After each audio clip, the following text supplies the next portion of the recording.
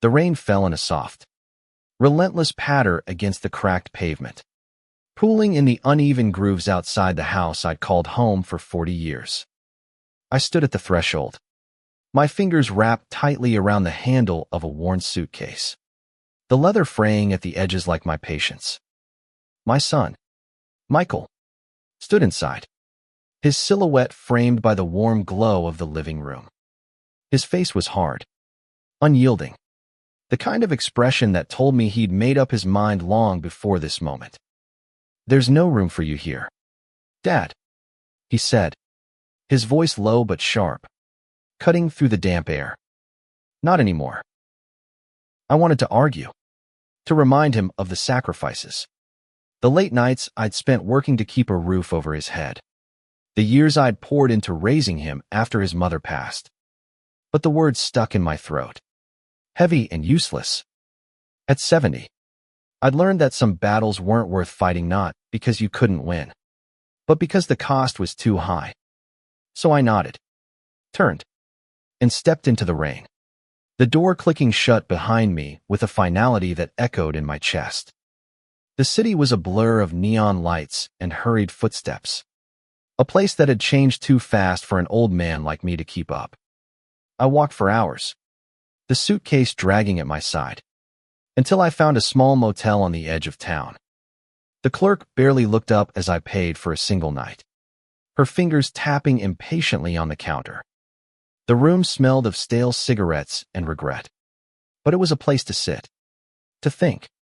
I sank onto the creaking bed, staring at the peeling wallpaper, and let the weight of Michael's words settle over me. No room. No place for the man who'd given him everything. I could still see his face, the way his jaw tightened when he spoke, the way his eyes avoided mine. He wasn't cruel. Not really. He was just done. Done with the burden of an aging father who didn't fit into his polished life, his new family, his modern world. I understood, in a way, but understanding didn't dull the ache. Sleep didn't come that night. Instead, I sat at the wobbly desk, a single bulb flickering overhead, and began to think not of surrender, but of something else, something sharper. I wasn't the kind of man to fade quietly into the background, to let the world decide my worth. If Michael thought there was no room for me, I'd make room, not by begging or pleading, but by proving I was still here, still vital, still capable of more than he could imagine. The idea came slowly, like the first light of dawn creeping through the motel's grimy window. It wasn't just about proving Michael wrong. It was about reclaiming what I'd lost, not just a home, but a sense of purpose. I'd spent decades building a life for my family, only to be cast aside when I was no longer useful. But I wasn't done. Not yet. By morning, I had the outline of a plan. It wasn't kind, and it wasn't gentle, but it was mine. I'd return to the city, not as the broken man who'd left, but as someone who'd carve out a place in a world that had tried to forget him. The first step was simple. I needed to understand what Michael valued, what he'd built his life around, his career, his status, his perfect little world. If I could disrupt that, even slightly, I'd remind him and everyone else that I wasn't invisible. I checked out of the motel and found a small coffee shop nearby, the kind with mismatched chairs and baristas who didn't care about your story. I ordered a black coffee, the bitterness matching my mood, and pulled out a battered notebook I'd kept in my suitcase. I started writing, listing everything I knew about Michael's life, his job as a real estate developer, his wife Sarah, their 2 young kids, the house they'd bought, the one I'd been kicked out of. I knew the neighborhood, the people, the way the city worked. I'd lived there longer than Michael had been alive. That was my advantage. The plan began to take shape. Michael's world revolved around his reputation, his deals, his image. If I could shake that foundation, I could force him to see Minute as a burden, but as a force. I wasn't going to destroy him. I wasn't that kind of man. But I'd make him question his choices, make him feel the weight of what he'd done. And maybe, just maybe, I'd find a way to rebuild what we'd lost. I spent the day walking the city, reacquainting myself with its pulse. The old hardware store where I'd bought tools for our first home was gone, replaced by a sleek gym. The park where Michael used to play was now a construction site, another one of his projects. Everywhere I looked, the past was being erased. But I wasn't. Not yet. By evening, I'd found a small apartment to rent, a cramped studio above a laundromat. It wasn't much, but it was a start. I moved in with nothing but my suitcase and my notebook, the pages already filling with ideas. I'd need resources, connections, and a little bit of cunning. I'd spent years as a contractor, building homes, solving problems, reading people. Those skills hadn't faded, even if my body had slowed. The first move was to get close to Michael's world without him knowing. I'd heard him talk about a big project, a luxury condo development that was his pride and joy. If I could find a way to get involved, to influence it, I could show him I wasn't just an old man to be discarded. I made a call to an old friend, Tom, who still worked in construction. He was surprised to hear from me, but didn't ask too many questions. Got any openings on that new condo site? I asked, keeping my voice steady. He hesitated, then said he'd check. As I hung up, I felt the first spark of something I hadn't felt in years: purpose. Michael thought he could push me out, but he'd underestimated me. I wasn't just his father. I was a man with a lifetime of experience, and I was going to use every bit of it. The next morning, I woke to the hum of the laundromat below, the rhythmic thump of dryers shaking the thin floorboards. My studio was sparsely sagging mattress, a single chair, a sink that dripped no matter how tightly I turned the faucet.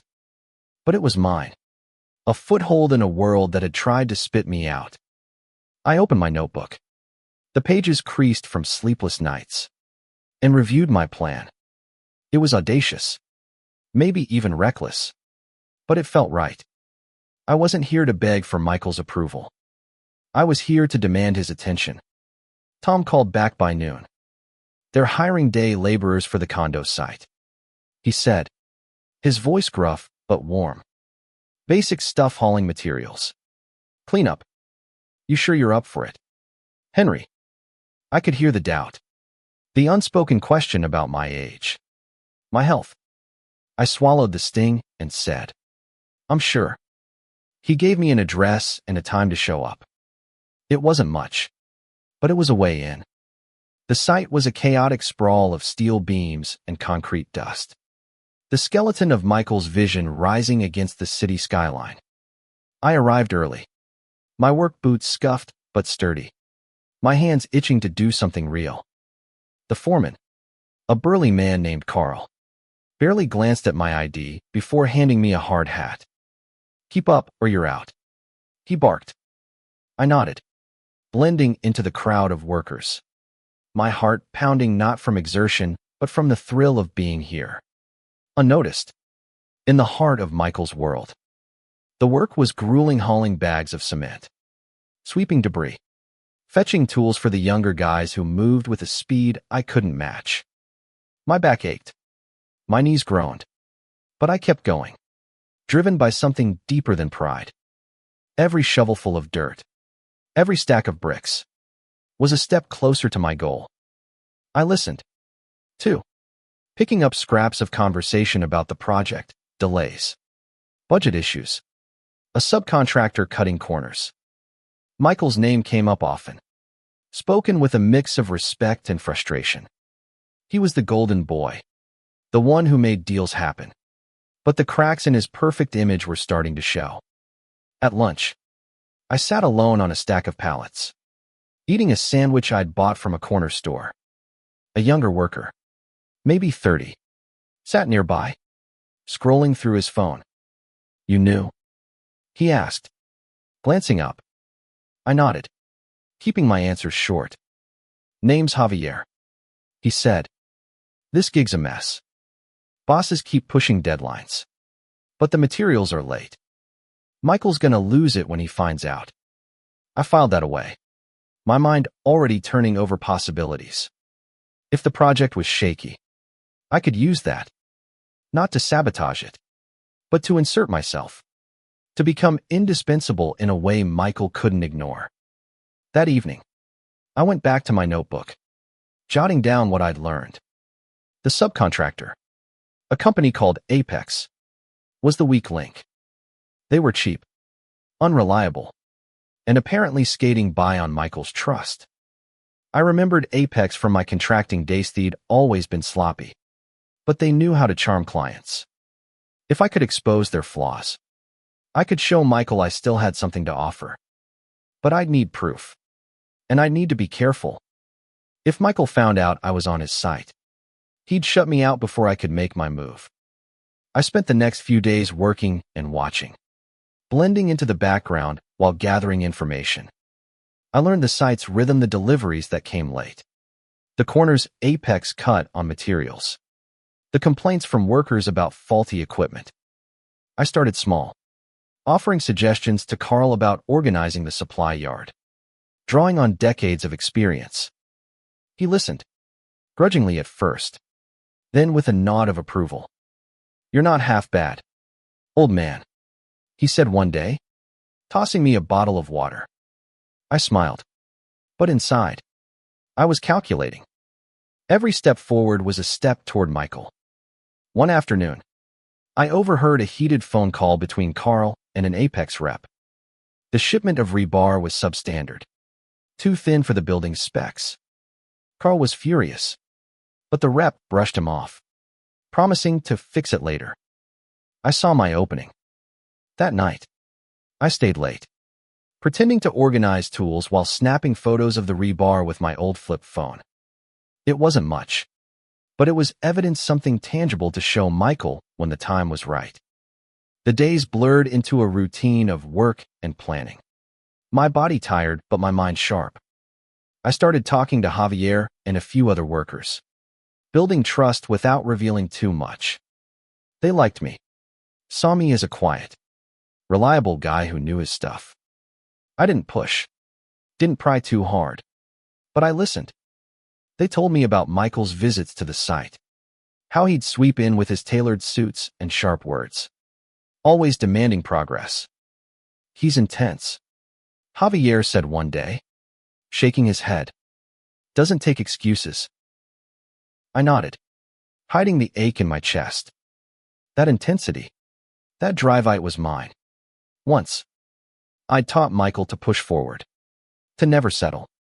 Now he was using it against me, building a world where I didn't belong. But I wasn't invisible. Not yet. I'd make him see that.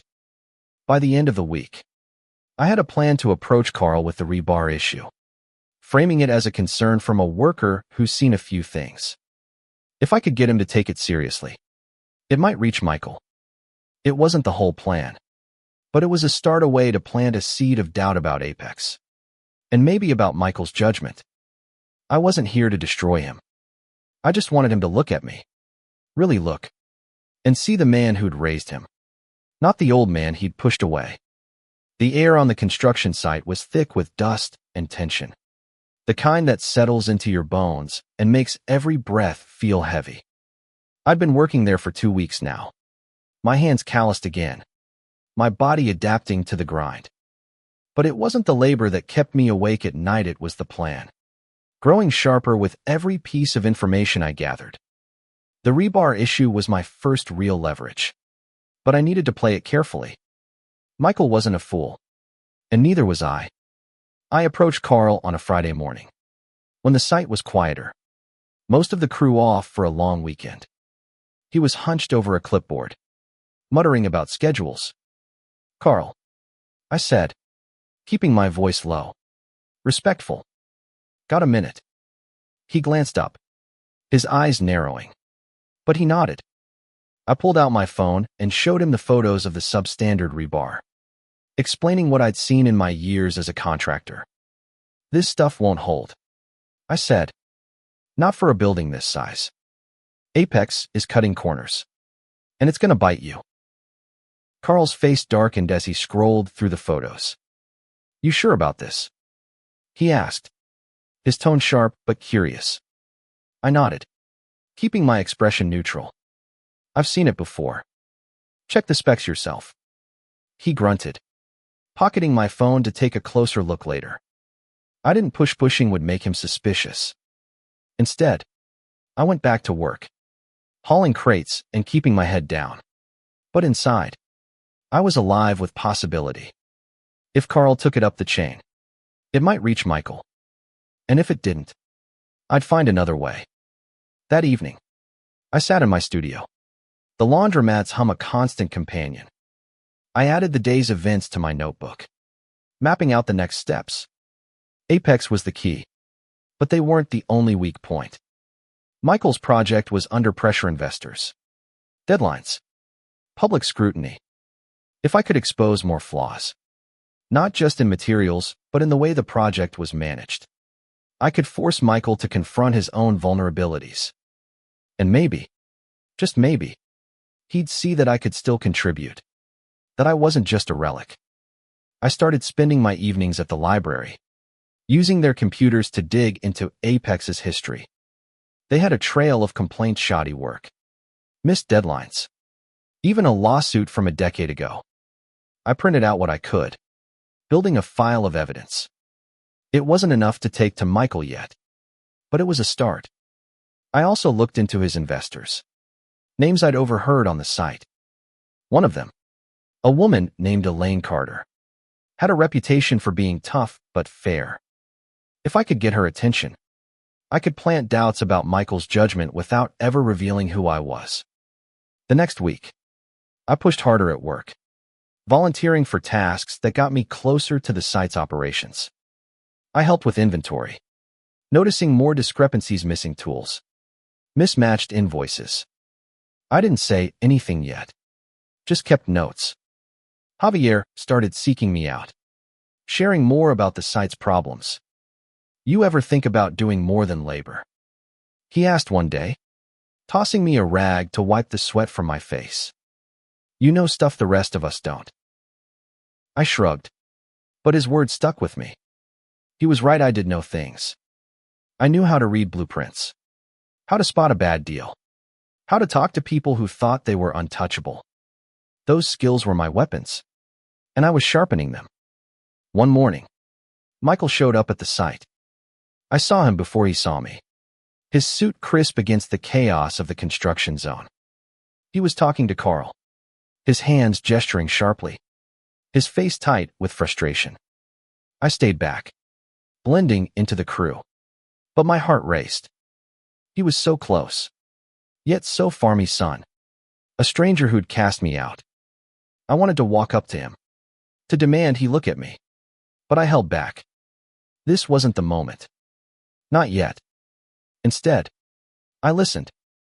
Michael was upset about delays, about costs. Carl mentioned the rebar, not naming me, but I saw Michael's jaw tighten. Fix it, he snapped, and walked away. I felt a flicker of triumph. I'd gotten under his skin, even if he didn't know it was me. But triumph was fleeting, replaced by a deeper ache. This wasn't just about winning, it was about reaching him, about bridging the gap that had grown between us. That night, I wrote a letter not to Michael, but to Elaine Carter. I kept it anonymous, signing it as a concerned worker. I laid out the issues with Apex, the rebar, the invoices, all backed by the evidence I'd gathered. I didn't accuse Michael directly. I framed it as a problem he might not see from his corner office. I mailed it from a postbox across town, my hands trembling as I dropped it in. It was a risk, but a calculated one. If Elaine took it seriously, it could shake things up. If not, I'd try again. The days that followed were tense. I kept working, kept listening, kept building my case.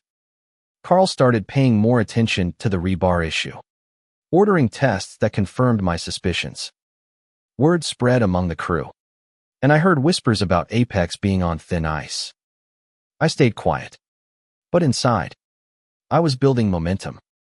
I wasn't just a laborer anymore, I was a shadow in Michael's world. Moving pieces he didn't even see. But the ache never left. Every night, as I lay on my sagging mattress, I thought of Michael's face. The way he'd looked at me when he said there was no room. I didn't want to hurt him. Not really. I wanted him to see me. To remember the man who'd taught him to tie his shoes. To throw a baseball. To stand up for himself. I wanted him to see that I was still here. Still fighting. And if my plan worked, he would. The construction site felt different after I mailed the letter. As if the air itself carried the weight of what I'd set in motion. I went about my work as usual. Hauling materials. Sweeping dust. But my eyes were always scanning. My ears always listening. Carl was on edge. Barking orders more than usual. And I caught him staring at the rebar stockpile like it was a personal insult. My letter to Elaine Carter was a gamble. But the ripples were starting to show. I just had to keep pushing. Stay invisible. And wait. A week later, Javier pulled me aside during a break. His voice low. "You hear about Apex?" he asked, wiping sweat from his brow. "Someone tipped off one of the investors. They're sending an inspector next week." My heart skipped, but I kept my face neutral, nodding like it was just another piece of gossip. Inside, I was electric. Elaine had gotten the letterer, at least someone had. The inspector was my chance to make sure the truth about Apex came out. But I needed to be careful. If Michael traced it back to me too soon, he'd shut me out before I could finish what I'd started.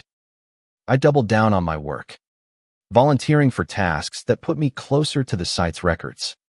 Carl, distracted by the looming inspection, didn't question why I was suddenly so interested in inventory logs. I found more evidence discrepancies in delivery dates, invoices that didn't match the materials on site. I photographed everything, storing the images on my phone like pieces of a puzzle. Each one was a step toward proving I wasn't just an old man to be discarded. One evening, as I was leaving the site, I saw Michael again. He was in a heated discussion with a man in a suit, probably one of his partners. His face was flushed, his gestures sharp, and I caught the word Apex in his raised voice. I lingered near a stack of crates, pretending to tie my shoe, and listened.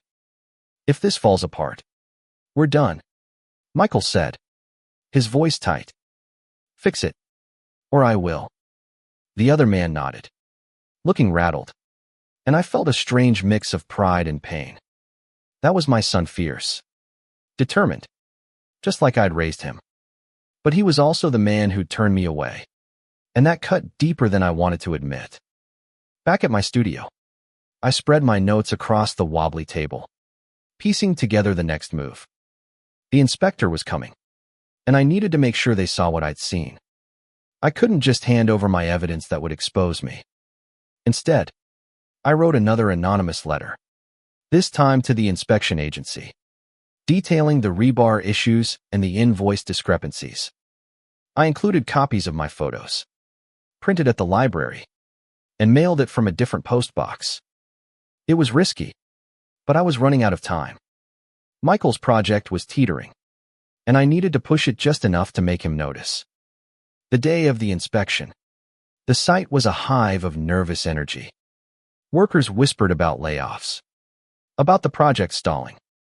Carl was everywhere, checking and rechecking everything, his face a mask of stress. I kept my head down, but I watched the inspector, a sharp-eyed woman in her 50s, move through the site with a clipboard, her pen moving furiously. When she reached the rebar stockpile, she paused, crouching to examine it closely. I held my breath, stacking bricks nearby, close enough to hear but far enough to stay unnoticed. "These don't meet code," she said to Carl, her voice firm. "Who signed off on this?"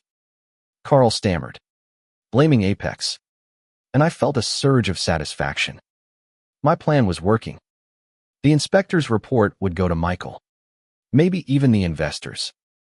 Apex would take the fall, and Michael would have to face the cracks in his perfect world. That night, I sat in my apartment. The laundromats hum a distant drone. I thought about Michael. About the boy he'd been curious, eager, always asking me to teach him something new. I'd built him up, given him the tools to succeed, and now he was using them to build a life without me. The thought stung, but it also fueled me. I wasn't doing this to hurt him. I was doing it to make him see me, to make him remember who I was. The next day, Javier told me Michael was coming to the site for an emergency meeting. My stomach twisted, but I stayed calm. This was a moment I'd been building toward. I didn't know if he'd connect the dots, if he'd realize someone was pulling strings behind the scenes. But I was ready. I'd spent weeks gathering evidence, planting seeds, proving I was more than the old man he'd dismissed. When Michael arrived, I stayed out of sight, watching from behind a concrete pillar. He looked tired, his suit slightly rumpled, his eyes scanning the site like he was searching for answers. Carl handed him a folder, probably the inspector's report, and Michael's face tightened as he read it. He didn't yell, didn't lash out, but I could see the weight on his shoulders. For a moment, I wanted to step forward, to tell him it was me, to show him I could still help. But I didn't. Not yet.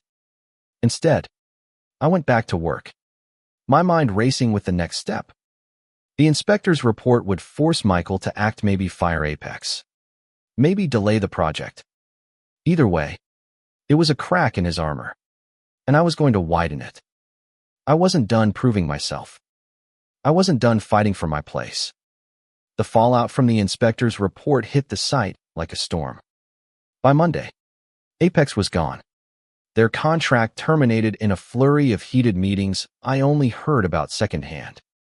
The crew buzzed with rumors, lawsuits, budget overruns, Michael's reputation taking a hit. I kept my head down, stacking bricks and sweeping dust. But inside, I was alive with purpose. I'd shaken Michael's world, and now I had to decide how far to push. Carl promoted me.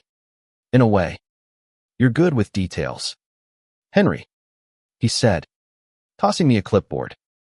Help me keep track of the new supplier. It was a small step, but it put me closer to the site's inner workings, closer to Michael's decisions. I nodded, keeping my face neutral, but my mind was racing. The new supplier, a company called Vertex, was reputable but expensive. Michael was under pressure to keep costs down, and I knew he'd be watching every move. This was my chance to show him I could do more than haul cement. I spent the next few days poring over Vertex's deliveries, checking every shipment against the invoices. I found small errors, overcharges, missing items, and brought them to Carl's attention, framing them as honest mistakes. He was impressed, even grateful, and started relying on me for more than just labor. "You've got an eye for this," he said one afternoon, clapping me on the shoulder. I smiled, but my focus was on Michael. If I could prove myself here, maybe he'd see I wasn't just a burden. One evening, I overheard Carl on the phone with Michael, discussing the new supplier. "We've got a guy here who's been catching things," Carl said. "Older fella. Knows his stuff." My heart stopped. He was talking about me. Michael's response was curt, dismissive, but I didn't care. I was in his orbit now, even if he didn't know it. I kept working, kept documenting, kept building my case. I wasn't just disrupting Michael's project anymore, I was becoming part of it. But the ache never left. Every night, as I sat in my cramped studio, I thought about the house I'd lost, the home I'd built for Michael and his mother. I could still see the kitchen table where we'd eaten dinners, the backyard where he'd learned to ride a bike. Those memories were a weight, but they were also a fire, pushing me to keep going. I didn't want to destroy Michael's life. I wanted to rebuild ours. to find a way back to the sun I'd lost. A week later, Michael called a meeting with the crew. I stood at the back, my hard hat pulled low, my heart pounding. He looked exhausted, his eyes shadowed, but his voice was steady as he outlined the new plan: tighter deadlines, stricter oversight, no more mistakes. "We can't afford another apex," he said, his gaze sweeping the crowd. "I'm counting on all of you." I felt his words like a challenge, a chance to prove myself. But I also saw the strain in his face, the weight of a project teetering on the edge. For the first time, I wondered if I'd pushed too far. After the meeting, I lingered, watching Michael talk to Carl. I was close enough to hear snippets: budget cuts, investor pressure, a deadline that seemed impossible. I felt a pang of guilt, but I shoved it down. This wasn't about hurting him. It was about making him see me. I approached Carl later, offering to help with the new schedules. "I've done this before," I said, keeping my tone casual. "Back in my contracting days." He nodded, handing me a stack of papers. It was another step, another way in. That night, I wrote another letter, this time to Michael himself. I didn't sign it, didn't reveal who I was. I laid out suggestions for the project, drawing on everything I'd learned: streamline the supply chain, renegotiate with Vertex, involve the crew in decisions to boost morale. I wrote as a concerned worker, but every word was me, the father he'd forgotten, trying to reach him. I mailed it from a postbox across town, my hand steady this time. I wasn't sure if he'd read it, but I had to try.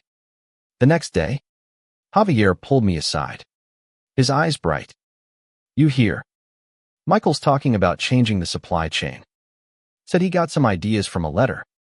My breath caught, but I just nodded, pretending to focus on my work. It was working. He was listening, even if he didn't know it was me. But it wasn't enough. I needed him to see me, not just my ideas. I kept pushing, taking on more responsibility, offering solutions that Carl started to rely on. The site was stabilizing, slowly, and I was part of it. But every step forward came with a cost. I was tired, my body aching, my nights sleepless. I wondered if Michael would ever know, if he'd ever look at me and see the man who'd raised him.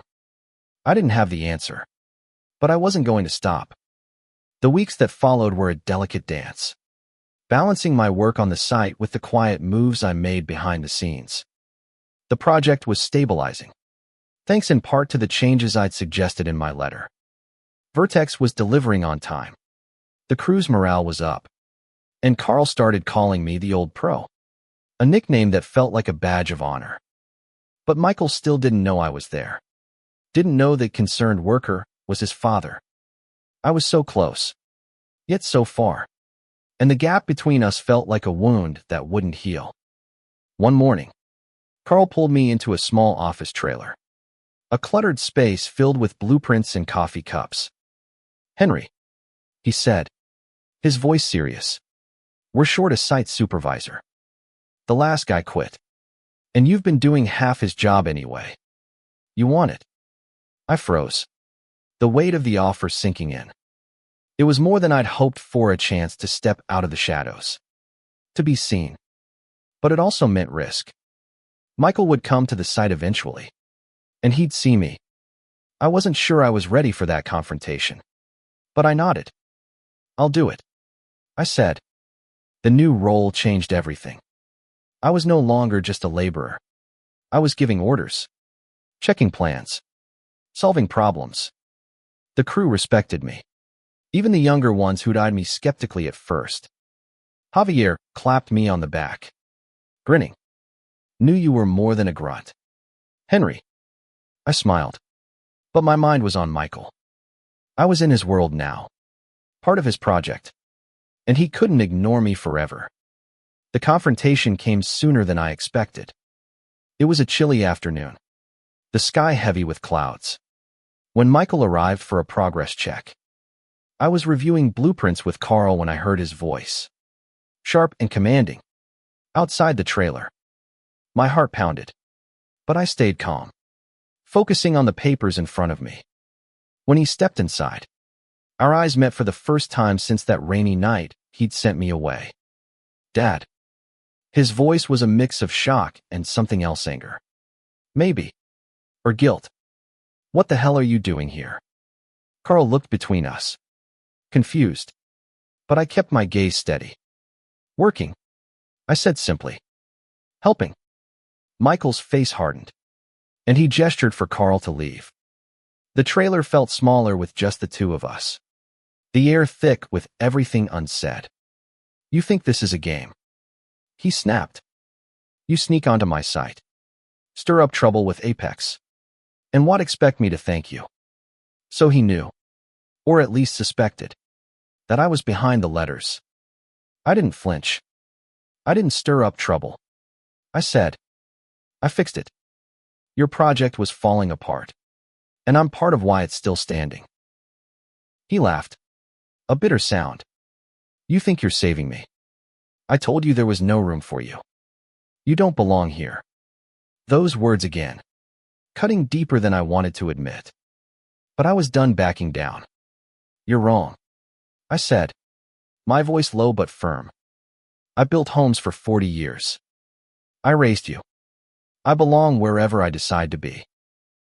For a moment, he was silent, his eyes searching mine. I saw the boy he'd been, the one who'd looked up to me, and the man he'd become, the one who'd pushed me away. Why? He asked finally, his voice softer. Why do this? I took a breath, steadying myself. Because you're my son, I said, and I'm not done being your father. He didn't respond, just turned and left, the trailer door slamming behind him. I stood there, my hands trembling, but I felt lighter, like I'd finally said what needed saying. I didn't know if he'd forgive me, if he'd ever see me the way I wanted him to. But I'd made him look, made him feel the weight of what he'd done. The next few days were quiet. Michael didn't return, but Carl told me the project was back on track, thanks in part to my work. I kept at it, supervising, solving problems, proving my worth. One evening, as I was locking up the trailer, I found an envelope taped to the door. Inside was a note, handwritten, in Michael's sharp script. We need to talk. Dinner. My place. Saturday. I stood there, the note in my hand, the city humming around me. It wasn't an apology. Not yet. But it was a start. I'd shaken his world, forced him to see me, and now he was reaching out. I didn't know what would happen at that dinner, if we'd rebuild what we'd lost or just limp along, broken but trying.